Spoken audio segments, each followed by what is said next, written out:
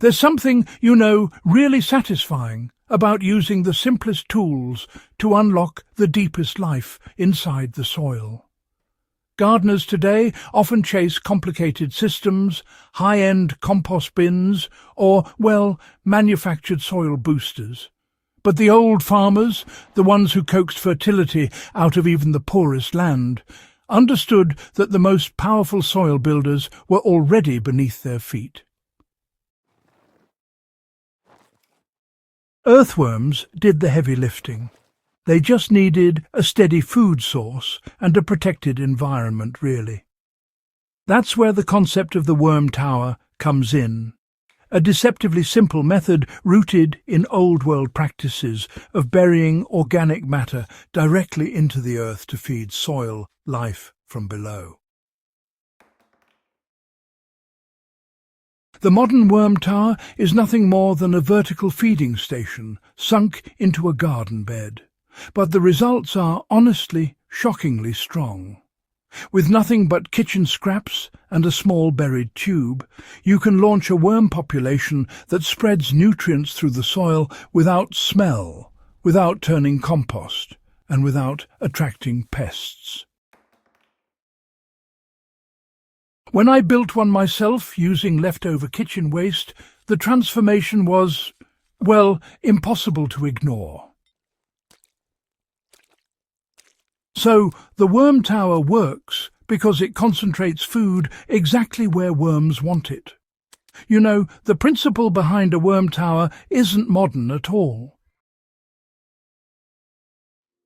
Farmers used versions of this method centuries ago by burying clay jars, hollow logs, or pits filled with organic scraps. Instead of just dumping compost on top of the soil, they directed decomposition underground, right where worms naturally travel. This kept the process cool, moist, and protected from scavengers. A worm tower follows the exact same logic. It provides a protected chute that delivers fresh organic matter directly to the soil life. When buried, the tower becomes a controlled feeding hub. Worms access the scraps from below and along the sides, converting them into castings in the very place plants need them most. The result is a steady release of fertility that radiates outward through the roots. To build one, all you need is a short section of PVC pipe, or, a length of bamboo with holes drilled along the sides. Even a metal can with both ends removed works. Sink it 30 to 40 centimeters into the soil and leave the top exposed with a simple cap. Once installed, the tower becomes a permanent part of the bed, quietly doing the work every day. A worm tower only needs small, frequent additions of kitchen waste to function. The point isn't to overload it, but to create a slow, continuous food source. Soft vegetable peels, fruit scraps, crushed eggshells and tea leaves are ideal because they break down gradually without overwhelming the system. When placed into the tower, these materials settle into the lower sections where worm activity is strongest. The beauty of this method is that decomposition starts inside the tower itself.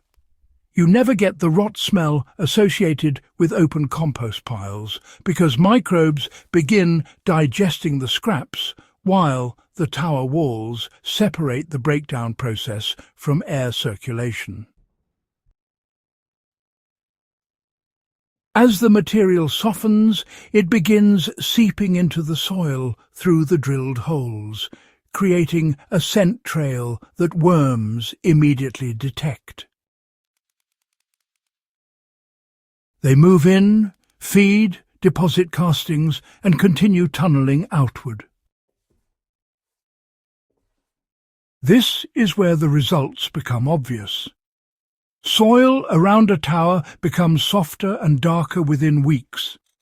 If you dig a small trench a foot away, you will see worm channels radiating like spokes from a wheel. Plants around the tower grow stronger because they are receiving nutrients delivered directly by worms, not dumped on the surface but distributed throughout the root zone.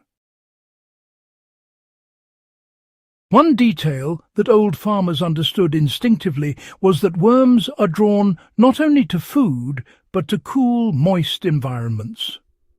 A worm tower amplifies this by providing a vertical tube that retains moisture even during dry periods. If the soil surrounding the tower begins to dry out, worms retreat deeper, but the tower itself remains a damp refuge that keeps them active. Maintaining this moisture is simple. When adding scraps, pour in a small amount of water, just enough to moisten the materials. This gentle hydration mimics the natural moisture levels worms seek. So, the soil around the tower gradually holds water more effectively as castings accumulate. Over time, this actually improves the entire bed's water retention, making the tower a valuable tool during drought conditions. A practical approach, is to give the tower a light flush once a week during dry seasons. This doesn't create mud. It simply softens the decomposition process, ensuring that the worms can consume the material efficiently. The moisture also carries dissolved nutrients into the surrounding soil, giving your plants a steady feed. What makes a worm tower so powerful is that it adapts to the natural rhythm of soil life without forcing anything.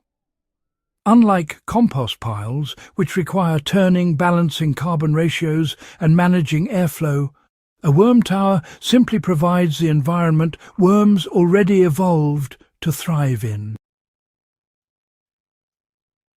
They break down the material at their own pace, multiplying as food becomes plentiful. Over months, the tower becomes the centre of a thriving soil ecosystem. You will notice richer soil texture, improved drainage, and increased fungal growth around the base of plants. Worm castings accumulate where they matter most, forming a natural fertilizer that feeds crops continuously. Now, this is the sort of transformation that historical farmers managed by burying organic matter in trenches. It's a straightforward, direct-to-soil enrichment strategy, and honestly, it's something that modern gardeners rarely use these days. If you'd like to try this method throughout your whole garden, just install a tower every few meters. Each one acts as a feeding station, helping to establish a worm population. And as they spread, your soil will gain resilience, structure and fertility, all without the need for hauling compost or doing any backbreaking tilling. To keep your tower working for years to come, simply continue feeding it small, frequent additions of kitchen waste. Over time, you'll notice your reliance on manufactured fertilizer drops dramatically. The soil becomes self-maintaining, powered by worms and microbes, quietly doing their natural work around the clock.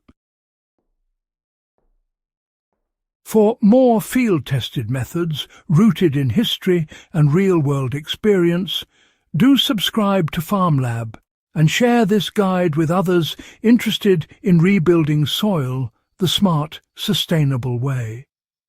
There's plenty more practical knowledge on the way.